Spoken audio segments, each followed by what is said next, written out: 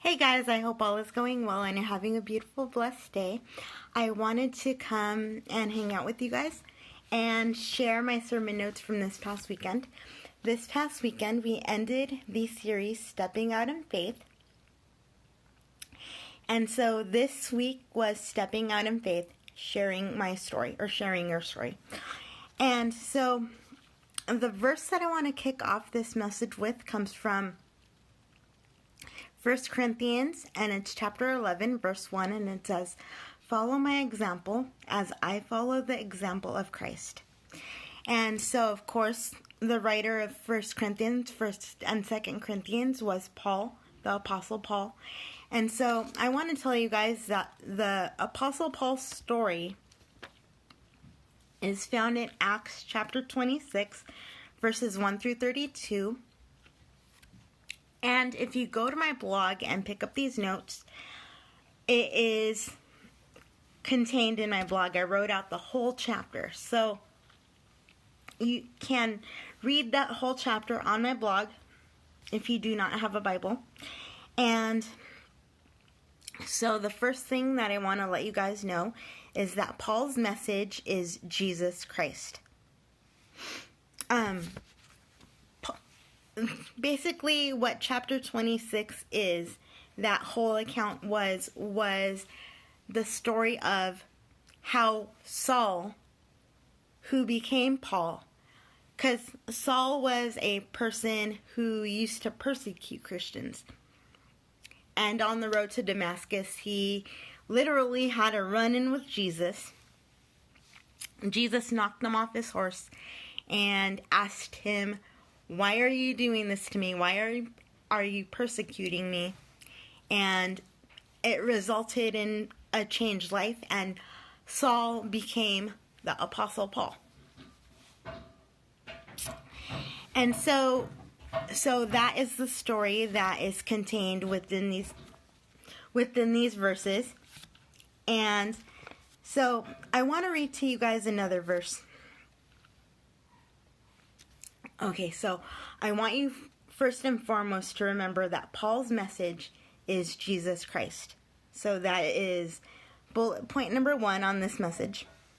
And I want to read to you guys another verse that comes from 1 Corinthians 2, and it's actually verses 1 and 2. It says, "And so it was with me, brothers and sisters, when I came to you, I did not come with eloquence of human wisdom as I proclaimed to you the testimony about God. For I resolved to know nothing while I was with you except Jesus Christ crucified." And again, that comes from 1 Corinthians 2, verses 1 and 2. And so the next thing we learn is Paul's method. And Paul's method consists of 3 things. The first thing that Paul's message has in it is he's opportunistic about how he tells a story. He looks for opportunity. He creates opportunity in the places he goes, what he does. I would imagine that if he was living today and he had a Facebook or Instagram, he'd be doing videos or he'd be doing posts about what his story is. So 1, he's opportunistic about how he tells his story. 2, he's intentional about how he tells his story. He goes into, picture somebody going into a Starbucks and carrying themselves in such a way where they're going to say, "Okay, I am going to strike up a conversation with so-and-so, my barista, when I get to Starbucks. And then maybe because I'm singing next weekend, I'm going to hand her an invite to my church." So he's intentional about what he does. 3, he's prayerful. He prays about the people that he wants to speak to. And he prepares in such a way that he prays about what he wants to say and how he wants to speak and who he wants to speak to. So he's opportunistic, he's intentional, and he's prayerful.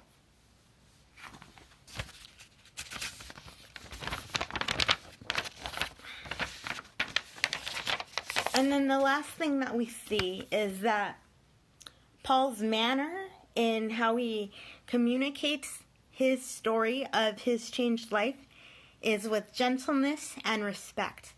He does not go around town hitting people on the head with the Bible and saying, you gotta follow Christ because I follow Christ and it's the only way to go. And if you don't do this, you're gonna burn in hell, and that is gonna be it. So he does not do that. He gets a conversation going. He welcomes debate. He welcomes questions. And he respects where people are at. And so this last point brings up memories of a time when I was in college that is totally the opposite of what this point says. When I was in college, one day I was getting to school, and I was walking in towards the quad, and I see the Christian club president, and I had been in the Christian club for a couple weeks. I see the Christian club president holding up a sign that said, "Repent now or you're going to hell." And he had a megaphone. And he was yelling at the top of his lungs, even though he had a megaphone, while holding a sign. And at that moment, I'm like, no, I need to drop out of that Christian club because that is not the type of Christian I want to be known as, or the type of Christian that I want to be around. So we need to be, for those of us who are Christians, we need to be very, very conversational in our approach, and we need to welcome questions. We need to welcome feedback that might not be so great. But the last tool that I want to leave you with that is not on my notes, but Pastor Andrew said that it is the biggest battle tool ever, is prayer. He gave us, Pastor Andrew yesterday, put prayer reminder cards in our bulletin, and he said, keep this in your wallet. Write down 3 names and keep this in your wallet and pray for those people that you wrote down to come to Christ. And so I did that, and I gotta tell you, the names that I wrote down are names of people that I've been praying for a while. And they still haven't come to Christ yet. But guess what? Their life is not over. So I am not going to give up on those people. I just need to continue to be gentle, continue to be respectful, continue to know how God is working, and take the opportunity to speak to them whenever I have the opportunity, and be prayerful about it and be intentional about it. And one last thing I want to add is, don't let fear get in the way. Don't let fear get in the way of, oh, they're not a Christian and I am a Christian. So if I talk about my beliefs, they're going to think that I am so weird. They're going to think that I'm some type of alien that doesn't like to have fun, and that is not the point. The point is we want to tell people that Jesus saves, and we want to communicate that he loves them and that he is for them and not against them. But if we do that in such a way where we are like that that president of the Christian club that holds up a sign on the street corner and says, "You're going to hell if you don't repent," then that is like trying to catch something with vinegar instead of honey. So the last verse that I want to leave you with is our memory verse for the week, and it says, and it comes from 1 Peter chapter 3 verse 15, and it says, "But in your hearts," and it's talking to specifically Christians here, people that are Christians already. "But in your hearts revere Christ as Lord. Always be prepared to give an answer to everyone who asks about the hope that you have. But do this with gentleness and respect."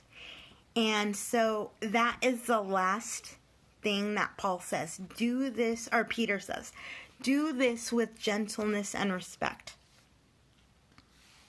And I pray that you guys would make your list of 3 to 4 people and keep on praying for them. And pray for yourself as well, that you will have those opportunities to approach people with your story of how God has worked in your life, and that you will be gentle, that you will be respectful, but also that you will look for the opportunities, that you would approach life with intention, that you would approach life prayerfully. And remember that prayer is our biggest battle tool, because even if Jesus does not call us to speak to certain people, He's always calling us to pray for people. So you might not be the one who approaches somebody and tells them your story, but you might be the one behind the scenes who is always talking to God about that person. And so, you guys, I want to encourage you to use your biggest battle tool and pray for the ones that you love.